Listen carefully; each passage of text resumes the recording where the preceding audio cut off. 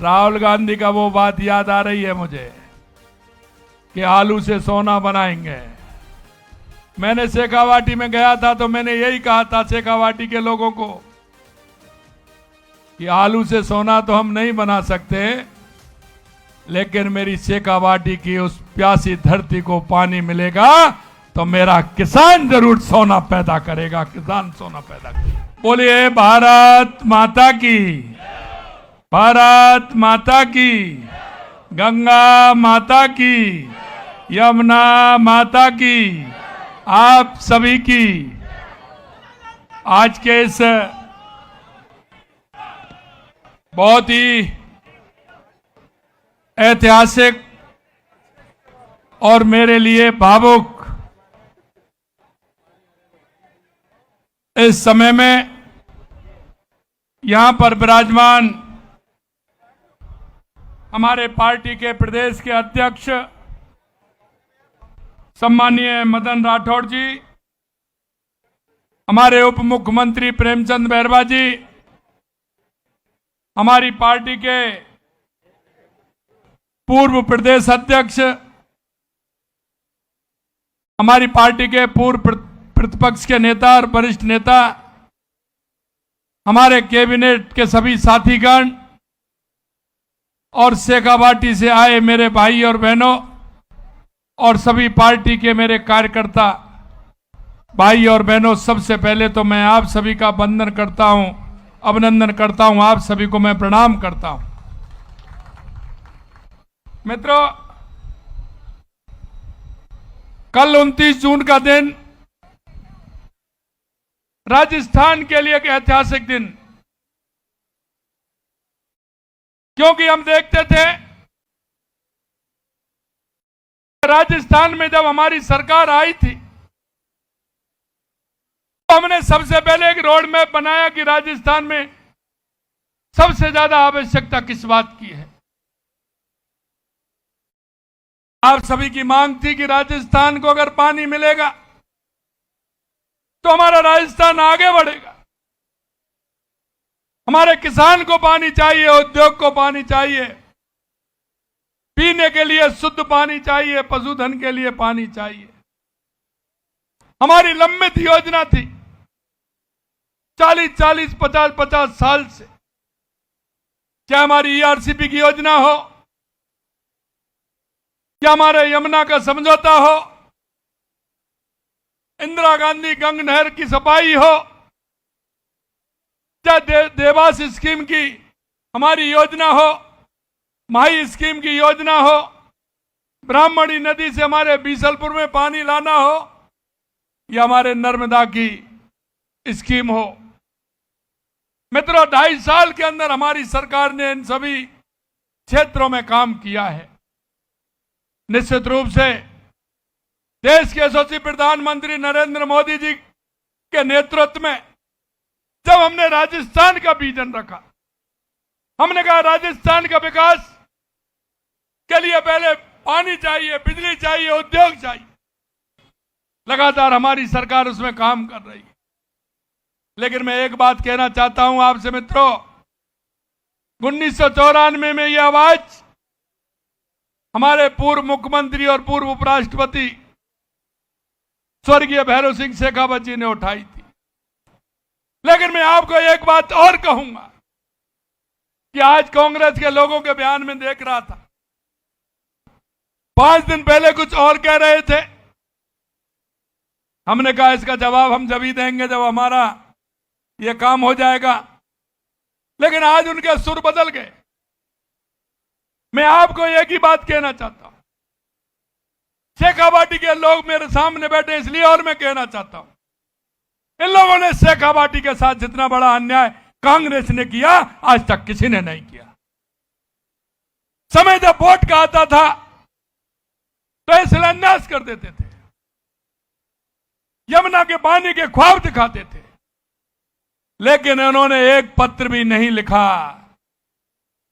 मैं माननीय अध्यक्ष जी कह रहे थे, मैं एक बात और आपसे कहना चाहता हूं, कई बार, एक बार नहीं कई बार ऐसा हुआ है कि राजस्थान में भी कांग्रेस की सरकार थी, हरियाणा में भी कांग्रेस की सरकार थी, और केंद्र में भी कांग्रेस की सरकार थी। मैं इनसे पूछना चाहता हूं, ऐसी कौन सी बाधा थी जो आपने यमुना के पानी के लिए कभी केंद्र से लेकर के हरियाणा से लेकर के आपने बात नहीं की? जब मैंने ईआरसीपी रामजल सेतु योजना को हम लेकर के आए थे, विधानसभा में जब मैंने बात रखी थी, तो हमसे कहा कि आप ईआरसीपी तो ले आए लेकिन यमुना का पानी ला करके दिखाइए।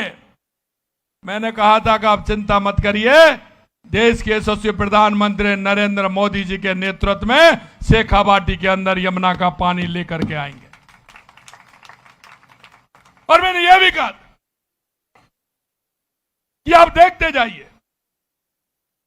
मित्रों, आज हमारी केंद्र में भी सरकार है, हरियाणा में भी सरकार है और राजस्थान में भी सरकार है। हमने पूरी बात रखी। हमने कहा कि हमारे राजस्थान का हिस्से का पानी मिलना चाहिए। आपने देखा होगा 17 फरवरी 2024 को सरकार के दूसरे महीने में 15 दिसंबर 2023 को सरकार बनी थी। जनवरी और फरवरी 17 फरवरी को हमने एमओयू किया। उसके तुरंत बाद हमने हरियाणा और राजस्थान की टास्क फोर्स बनाई। क्या किस तरह से पानी आ सकता है, उसकी डीपीआर बनी। कांग्रेस के लोग कहते हैं कैसे आएगा? अरे 34,000 करोड़ रुपए से ज्यादा की योजना है।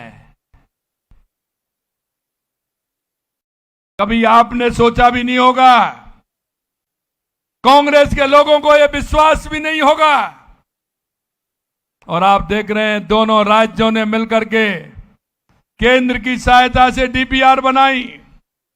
हमको पानी कितना मिलेगा? 3.6 मीटर की, जिसमें एक पूरा ट्रक भी चला जाए। 3 पाइपलाइन शेखावाटी की धरती पर उतरेंगे, वहां से पानी आएगा। राहुल गांधी का वो बात याद आ रही है मुझे कि आलू से सोना बनाएंगे। मैंने शेखावाटी में गया था तो मैंने यही कहा था शेखावाटी के लोगों को कि आलू से सोना तो हम नहीं बना सकते, लेकिन मेरी शेखावाटी की उस प्यासी धरती को पानी मिलेगा तो मेरा किसान जरूर सोना पैदा करेगा। किसान सोना पैदा करेगा। मेरे भाइयों, एक ही बात मैं आपसे और कहूंगा कि जिस तरह से आपने राजस्थान की जनता ने जो हमारे ऊपर भरोसा किया 2.5 साल पहले, मैं आपके माध्यम से एक ही बात कहना चाहता हूं, एक भी वादा ऐसा नहीं होगा वायदा से 1% 1% कम नहीं करेंगे, सबाया काम करके देंगे। यह मैं आपको विश्वास दिलाता हूं, क्योंकि आपको पता है मोदी है तो मोदी है तो मोदी है तो, और यही विश्वास हमें राजस्थान की जनता को दिलाना। मेरे भाइयों, मैं आगे और भी आपको कहना चाहता हूं, 4 तारीख को एक बहुत बड़ा काम भी होने वाला है।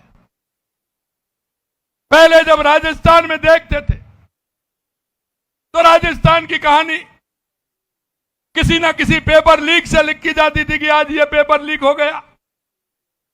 किसी दिन कोई भ्रष्टाचार की कहानी आती थी, कहीं ना कहीं गैंगस्टर की कहानी आती थी,